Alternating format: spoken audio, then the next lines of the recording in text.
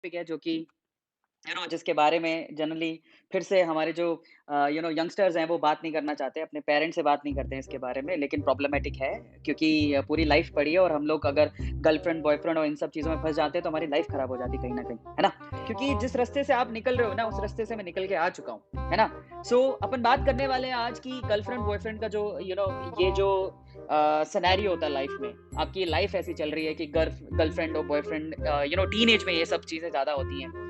ऐसे ख़्याल आते हैं, ऐसे हार्मोन्स आते हैं। तो बेसिकली फर्स्ट ऑफ ऑल ये कि गर्लफ्रेंड और बॉयफ्रेंड की ज़रूरत हमारी लाइफ़ में कितनी है और दूसरी बात, अगर हमारी गर्लफ्रेंड या बॉयफ्रेंड है, तो ये मैं अब दोनों वे से बात करने वाला हूँ। सिर्फ़ ऐसा नहीं है कि मैं लड़कों का पॉइंट ऑफ व्यू रखूँगा या लड़कियों का पॉइंट ऑफ व्यू रखूँगा। मैं आपको साझा करके दोनों चीज़ें बताऊँगा, ठीक है?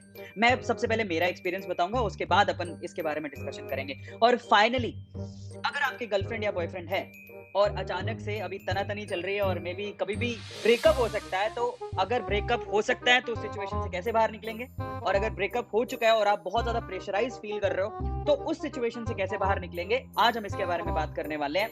और मैं क्यों बात कर रहा हूँ? क्योंकि उस लाइफ़ से मैं निकल के आ चुका हूँ। मैं क्यों बात कर रहा हूँ? क्योंकि ए टू मोटिवेशन पे हम लोग कोशिश करते हैं कि भैया हमारे जो जितने भी ए टू मोटिवेशन के व्यूअर्स हैं, जो हमारी फैमिली मेंबर्स हैं, ठीक है? उनको किसी भी तकलीफ का सामना नहीं करना पड़े। एक-एक चीज़ का सॉल्यूशन मैं उन्हें दूँ, अपने पॉइंट ऑफ व्यू से दूँ और उनको मैं समझाऊँ, बताऊँ और ताकि वो अपनी लाइफ में अपने आप को लिवरेज कर सके, इस इन सब चीज़ों से ऊपर उठ सके। ठीक है? सो आज हम किस-किस बारे में बात करने वाले हैं? एक तो गर्लफ्रेंड और बॉयफ्रेंड का ये जो चीज़ें हैं, कितनी इम्पोर्टेंट है लाइफ में? क्या होना चाहिए कि नहीं होना चाहिए? पहली चीज़ तो ये। और दूसरी चीज़ हम लोग जो डिस्कस करने वाले हैं वो ये कि अगर ब्रेकअप हो जाए इन सिचुएशन में तो उसको हैंडल कैसे करें? इन सब चीज़ों के बारे में बात करने वाले हैं। तो चलो सबसे पहले आप मेरे बारे में पक्का जानना चाहते होंगे कि क्या मैं अपनी लाइफ में ऐसी चीज़ों से निकला हूँ? तो चलो कौन-कौन जानना चाहता है? Just write down chat section तो मैं आपको बताता हूँ फर्स्ट ऑफ ऑल, ठीक है? सो मेरी लाइफ में मैं मेरा एग्जांपल भी दूँगा और मैं आपको स्पेसिफिकली मेरे थॉट प्रोसेस भी बताऊँगा और फिर मैं आपको धीरे-धीरे चीज़ों के बारे में बताऊँगा कि एक्चुअल में आपको कैसे हैंडल करना चाहिए। तो सबसे पहले तो देखो मैं आपको एक चीज़ बताता हूँ, आशुतोष ने एक चीज़ लिखी है, सर जी गर्लफ्रेंड और बॉयफ्रेंड बनाना ज़रूरी है क्या? बिल्कुल ज़रूरी नहीं है, बिल्कुल ज़रूरी नहीं है और बस इसी के बारे में तो बात करने वाले हैं कि क्या ये ज़रूरी भी है कि नहीं है? तो देखो मैं एक बात आपको बताऊँ ये गर्लफ्रेंड और बॉयफ्रेंड के बारे में कौन सोचता है? स्पेशली ज़्यादातर उन लोगों के दिमाग में आती है ये सब चीज़ें ये फिज़िकल अट्रैक्शन वाली चीज़ें क्योंकि आजकल हम लोग सोशल मीडिया को यूज़ बहुत ज़्यादा कर रहे हैं, है ना?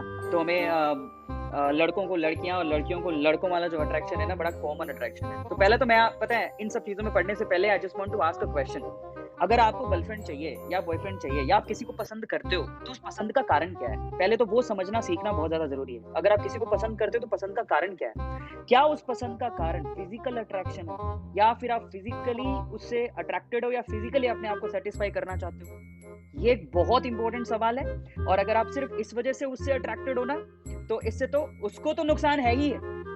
मतलब आप जिससे फिज़िकली सिर्फ़ फिज़िकल अपने फिज़िकल अट्रैक्शन को या फिज़िकल सैटिस्फैक्शन को पूरा करने के लिए किसी से अगर आप अट्रैक्टेड हो, तो उस बंदे या बंदी को तो नुकसान है ही है क्योंकि आप लोग उससे फुल टाइम कमिटमेंट तो नहीं करने वाले कि मैं आपसे शादी करूँगा या ऐसा कुछ होगा, ऐसा तो कुछ होगा नहीं। उसमें सामने वाले बंदे या बंदी को तो नुकसान है ही, आपका भी नुकसान है।